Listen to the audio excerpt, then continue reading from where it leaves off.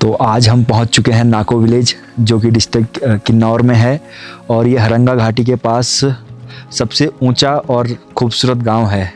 अभी लगभग यहाँ का जो टेम्परेचर है ये -5 से 6 डिग्री तक है और बहुत ठंड है। पैर जो है वो सुन तो हो ही गए हैं, लेकिन दर्द भी हो रहा है पैरों में, टोज़ में जो है दर्द हो रहा है और ठंडा है काफ़ी। बाकी देखते हैं सुबह हमें कैसा दिखेगा, वो शेयर करते हैं आपके साथ जो भी दिखेगा। जितना खूबसूरत ये गांव उतना ही खूबसूरत इसका सफ़र। कल्पा की शांति से निकलकर हम बढ़ रहे हैं स्पीति के रग्ड लैंडस्केप्स की तरफ।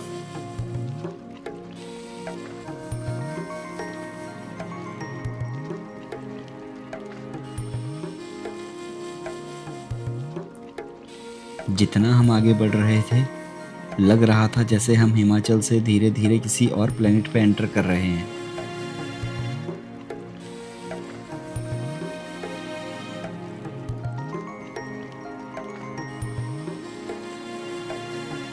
और फिर हम पहुंचते हैं संगम पॉइंट, जहां मिलती है दो शक्तिशाली नदियां।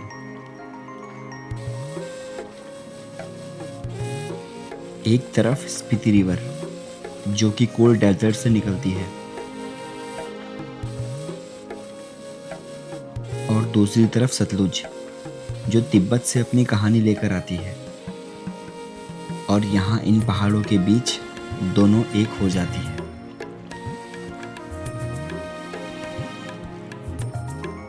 इसी संगम के बाद शुरू होता है लैंडस्केप का एक नया रूप।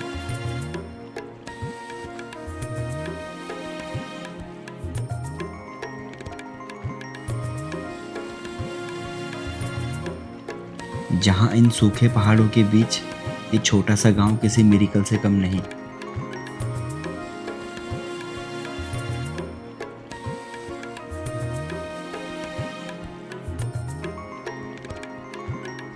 नदी किनारे बसी जिंदगी जो कि इन कठिन पहाड़ों को भी घर बना लेती है।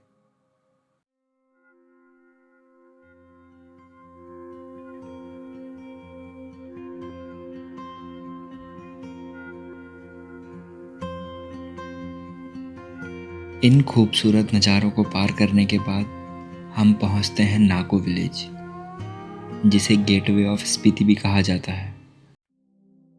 नाको पहुंचते ही हम सबसे पहले उस जगह पे गए जहां जाने का सबसे ज़्यादा मन था, वो थी नाको लेक,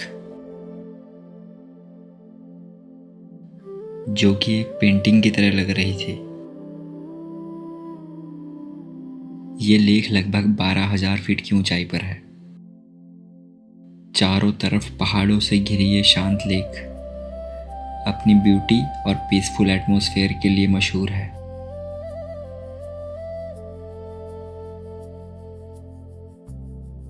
विंटर्स में ये झील पूरी तरह जम जाती है और समर में इसका साफ पानी और आसपास के पेड़ इस जगह को 4 चांद लगा देते हैं।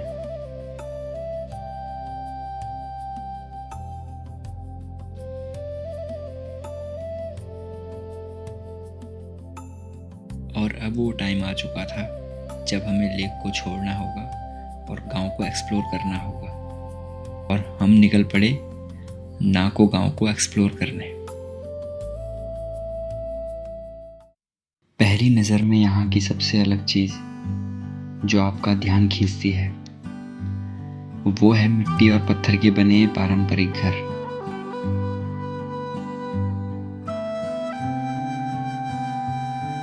जहाँ आज के टाइम पे हर जगह सीमेंट के घर बन रहे हैं, वहीं नाको के लोग सदियों पुरानी घर बनाने की कला को आज भी संभाले हुए हैं।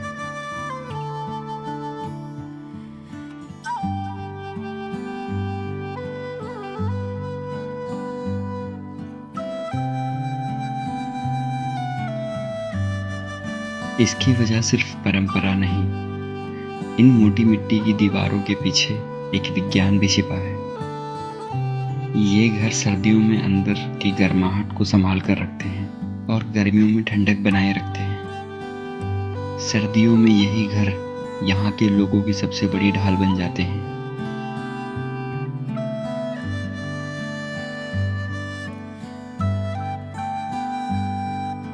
नाको सिर्फ खूबसूरत नज़ारों का गांव नहीं, बल्कि यह तिब्बती संस्कृति और बौद्ध परंपराओं की भी एक जीवित मिसाल है। गांव में चलते हुए आपको हर तरफ प्रेइंग फ्लैग हवा में लहराते दिखाई देंगे।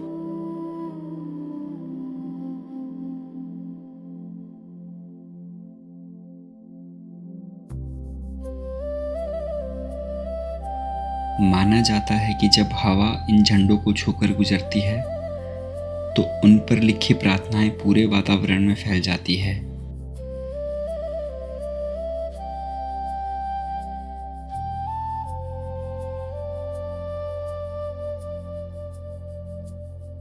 यहाँ की एक और दिलचस्प बात यह है कि कभी यही गांव पुराने भारत तिब्बत व्यापार का रास्ता हुआ करता था।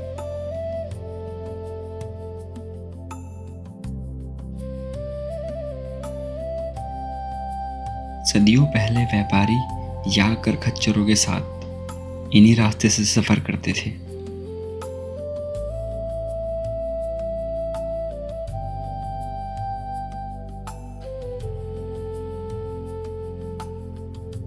आज भले ही वो व्यापार बंद हो चुका हो, लेकिन उस इतिहास की झलक आज भी इस गांव की गलियों और पुराने घरों में महसूस की जा सकती है।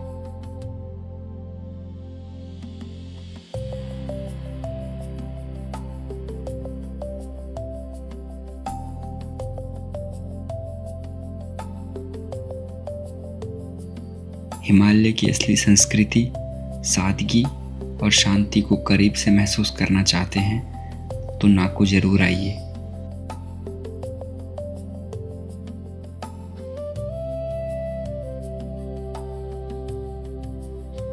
और यकीन मानिए, यहाँ की यादें कैमरे से ज़्यादा आपके दिल में कैद होगी।